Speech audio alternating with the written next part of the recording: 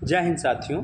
आज का हमारा टॉपिक है उपसर्ग और प्रत्यय। देखिए, उपसर्ग क्या होते हैं? ये एक शब्दांश होते हैं, ठीक, जो कि शब्द के आगे जुड़ते हैं। और प्रत्यय क्या होते हैं? ये भी एक शब्दांश होते हैं जो कि शब्द के पीछे जुड़ते हैं। देखिए, उपसर्ग और प्रत्यय क्या होते हैं? शब्दांश। शब्दांश क्या मतलब? शब्द का अंश, ठीक, उसका एक भाग होते हैं शब्द का, ठीक है। ठीक है, शब्दांश का अपना कोई अर्थ नहीं होता, और उपसर्ग जो है मूल शब्द से पहले जुड़ते हैं, ठीक, और प्रत्यय मूल शब्द के बाद जुड़ते हैं। जैसे देखिए, अनिकेत है। अनिकेत में क्या आपका है? क्या है? उपसर्ग है, और निकेत क्या है? मूल शब्द है। समझ रहे हैं? तो इससे क्या शब्द बनेगा? अनिकेत। अब देखिए, उपसर्ग और प्रत्यय किसी शब्द के साथ जुड़कर उसका अर्थ परिवर्तन कर देते हैं, ठीक, या यूँ कहें कि उस पर एक विशेष प्रभाव डालते हैं। जैसे हार। हार हम किसे कहते हैं? आभूषण को, गहने को हार कहते हैं। अगर इसमें हम प्र उपसर्ग जोड़ दें तो ये हो जाएगा प्रहार।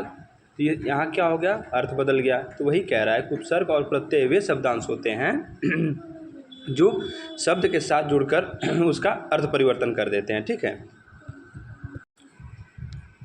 आगे देखिए, उपसर्ग और प्रत्यय के प्रयोग से नए शब्द का निर्माण संभव है। ये पूछेगा एग्जाम में कि उपसर्ग और प्रत्यय के प्रयोग से क्या नए शब्द का निर्माण संभव है या नहीं?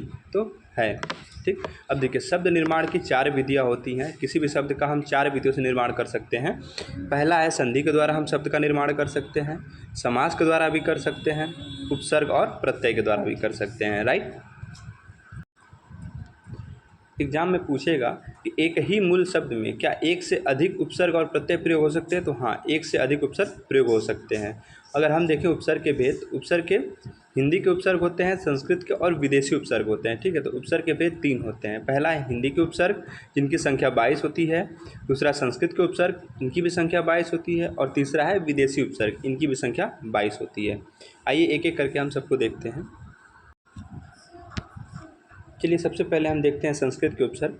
तो हमने बताया संस्कृत के उपसर्ग की संख्या कितनी होती है? 22 होती है। जैसे देखिए, अति है, अधि है, अभी है, ठीक। अगर अति से हम कोई शब्द निर्माण करें तो बनेगा अतिरिक्त, अत्यंत। अत्यंत मतलब अति प्लस अंत। इसका अगर संधि करें हम, संधि विच्छेद, तो अति प्लस अंत होगा, ठीक। अत्यधिक है, अत्यधिक का अगर हम संधि विच्छेद करें अति प्लस अधिक होगा। तो इसमें कौन सा उपसर्ग है? अति उपसर्ग है।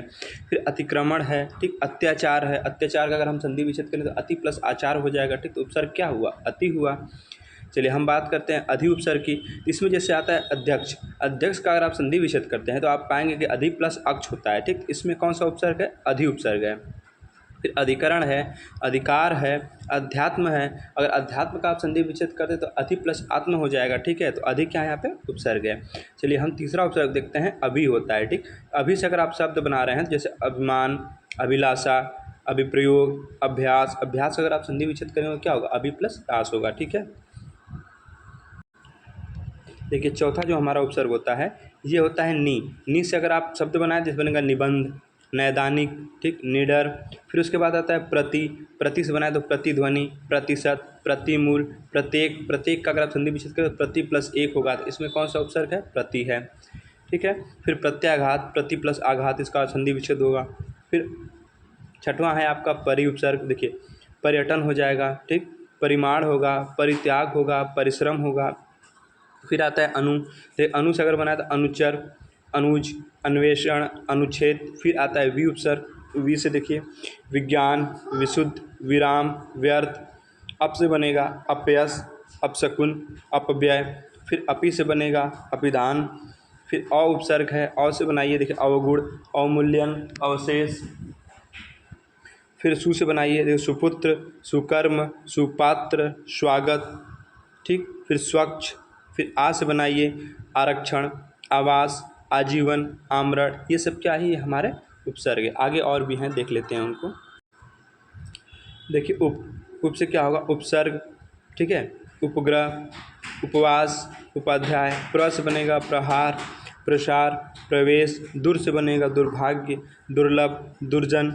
निर से बनेगा निरपराध, निर्बल, निराकार और निर्दय। फिर दुस से बनेगा दुस्साहस, दुष्परिणाम, दुशासन। फिर निस से बनेगा निस्संदेह, निसफल और निष्पाप। उत से बनेगा उद्घाटन। अगर उद्घाटन का आप संधि विच्छेद करेंगे तो उत प्लस घाटन होगा, जो कि ये व्यंजन संधि के अंतर्गत आता है, ठीक है। तो इसमें कौन सा उपसर्ग होगा? उत होगा, ठीक है।